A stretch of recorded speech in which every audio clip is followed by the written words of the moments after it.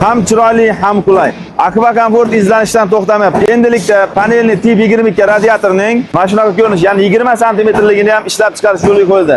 Buni afzallik tomoni derazalar past qo'ldan tepagacha bo'lgan qismlarga past qismiga qo'yish juda ham chiroyli, ko'rkamlik baxshlaydi va issiqlik ulashadi. Qulayligini qarang buni. Juda ham o'rnatish ixchamli.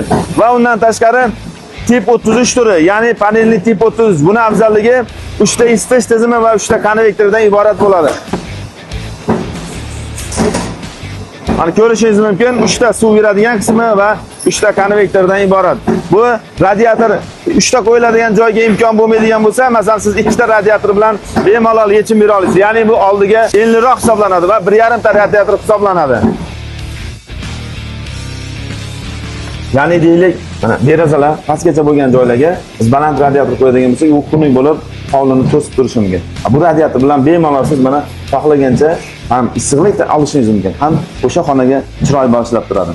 Buni bemalol xohlagancha uzunlikda 2 metrgacha uzunlikda qo'yish imkoni bo'ladi. Buni maxsus oyoqchalarni olib, o'zini xohlagan balandlikda buni tushirib yo pastroq balandroq qo'yish imkoni beradi. Bizda tashqaridan ko'rinadigan manzara yana ham ko'rkamroq bo'ladi. Akva Comfort kompaniyasi yangilik qilishdan to'xtamaydi.